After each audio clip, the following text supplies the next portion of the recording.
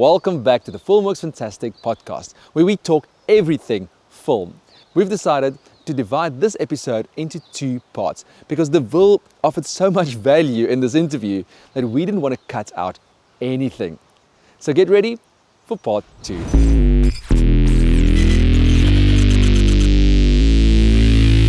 I love the analogy of the professional athlete, and that leads me to wondering if a professional athlete also just has a term that he peaks and can do his work. How does a stunt performer prepare themselves for a long-term career?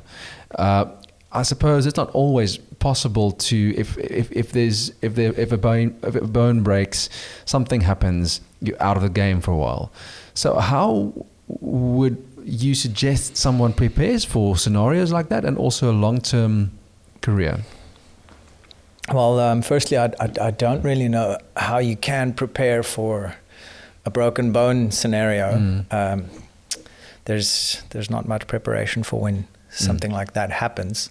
I would say, except to, again, manage your mental state and stay calm and not allow yourself to go down a dark hole or a dark path of, now it's over, now I'm so stuffed and I'm not gonna work again or whatever, and remaining positive.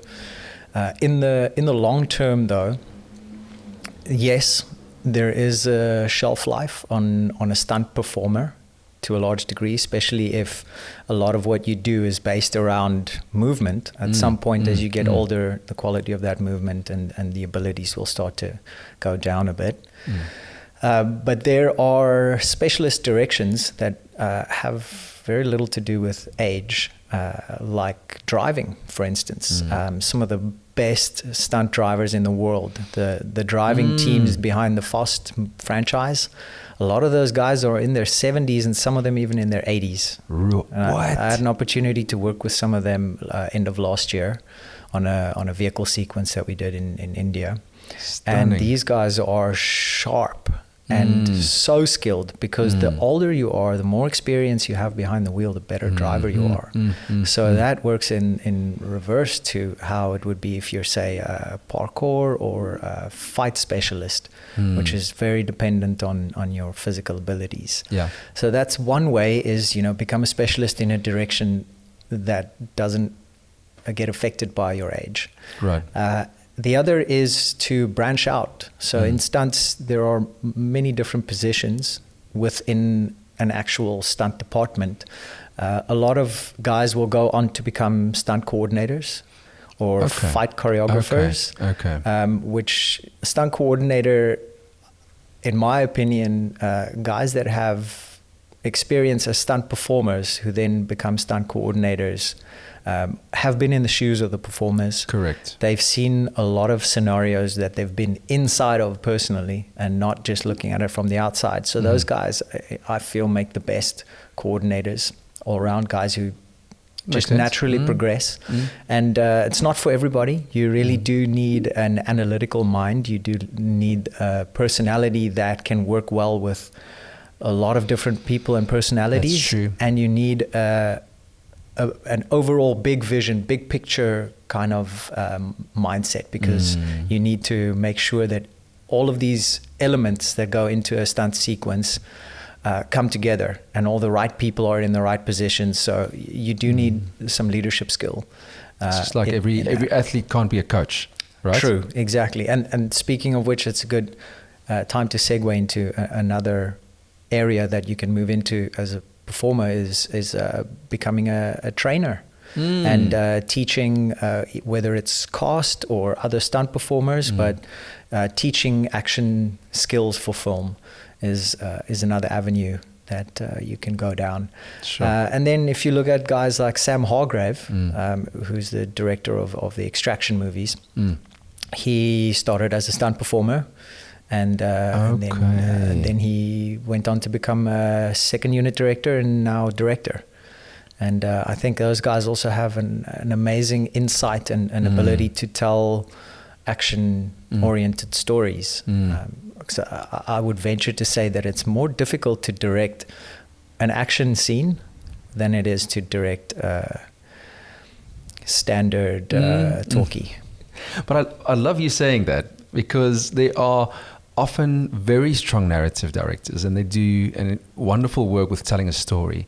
But when they hit that niggle of an action sequence, it often you find that it might be a weakness. How would you suggest directors approach action sequences? I would say it would behoove a director to approach it as he would any other bit of storytelling, to not just look at the action at face value, but to look at the story that it's telling. Because for us as action performers, the stunt or the action is a story on its own. It's a story within the story, and there's a certain language that you use to tell action stories. An example of that language would be camera movement. It's one thing to have a static wide shot and you have guys engaging and fighting, but that leaves the audience on the outside. So if you then have a camera guy who understands the action, and he's right in the action, and he's taking the audience's eye to where they need to be.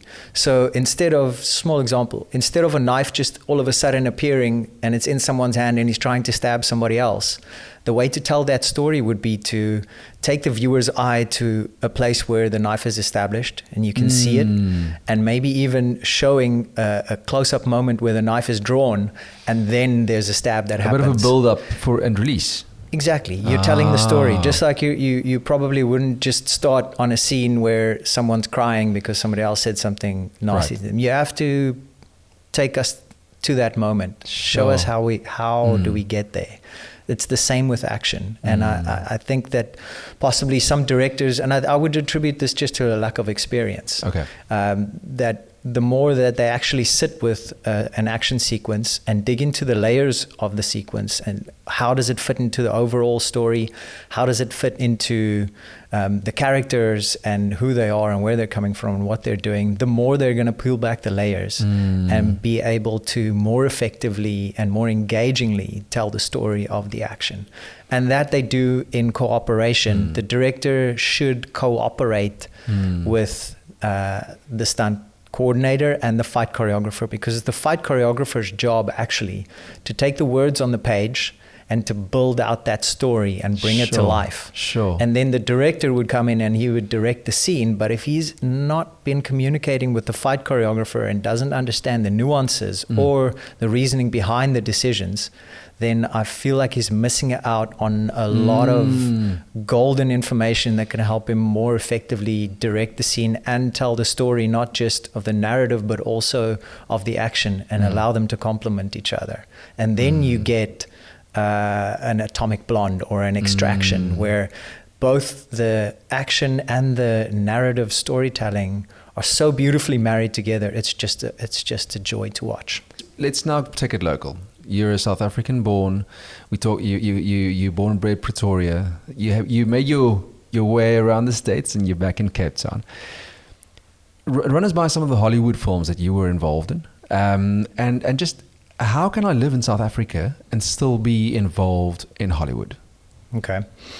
I was quite fortunate. My first proper film that I had a stunt role in, a stunt double role, was in 2014 in Johannesburg. It was a movie called Kite that had Samuel L. Jackson in, and that was basically my introduction to a proper stunt job full time for a couple of months, and it's shot in Joburg. I mean, it's South Africa is definitely, and especially Cape Town, is definitely a backdoor to Hollywood. We have so many really high-end productions that come through. Bloodshot is another one, the Vin Diesel movie that shot here a little while ago. I was fortunate enough to work on that as well. 24 Hours to Live, Ethan Hawke action thriller. then of course the Cape Town Film Studios, there's always a huge series there. Warrior, right now, One Piece, Black Sails. Black Sails was a huge series for a big cable network in the US. Sure. That basically, I think, majority of Cape Town Film Studios income came from that project when it first started. Wow. And so many people in the industry that I know kind of sharpened their teeth on that show. So there's definitely a lot of major productions coming in from all over the world. BBC does a ton of stuff here as well. And the local guys that we have are so good. Our crew and even the cast in South Africa, the actors and actresses are brilliant. Wow. And unfortunately, there's more often than not only bit parts given to the local actors, which is a bit sad for me though, because I believe that we have so much more to offer. Correct. But there are a lot of great opportunities. So as a local, there's still, what I've found is that there's still quite a big divide between local productions and international productions. And specifically in the world of stunts, local productions have very rarely utilized action elements and services in South Africa, mostly because it's a budgetary thing. Correct. The international productions kind of set the standard in terms of the pay scale. And our pay scale, by the way, is still way below what it should be comparatively to US or UK. But it's even more difficult when it comes to local productions because they don't have the budget to match what our rates are. And we have a pretty good union, the South African Stunt Association. Oh, wow. It's a great union that has put contractual things in place and has agreements with local producers for just really good protection for the performers and that kind of thing. So there's also stuff in the union that regulates what kind of how do I phrase it? That basically it just establishes minimum rates. I see. So that we can kind of keep a standard in the industry of these are the rates that we work for. Wow. So the international productions kind of set that standard.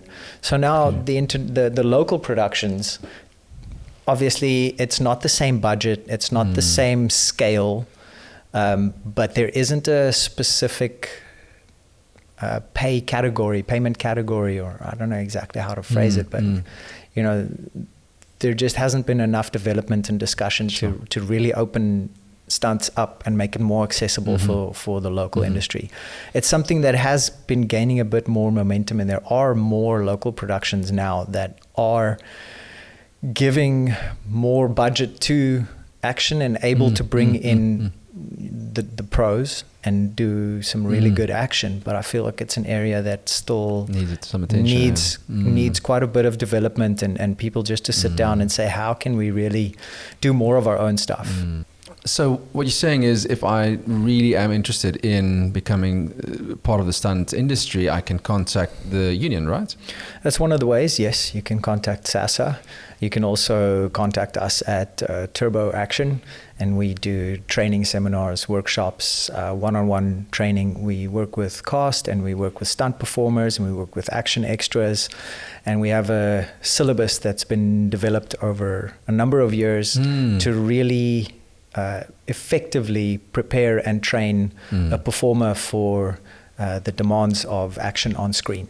Wow. So that's something that we're very passionate about, is helping to train and equip the next generation of performers and being able to impart the hard-earned knowledge that we've acquired over over long stunt careers. And you know, glad to still be here and in one piece, but I believe we have a lot to offer, and we're very excited. A part of the vision behind a Turbo Action is really to inspire and teach and empower the next generation of stunt performers, and just help to show the guys like this is what's possible. And we're backing you.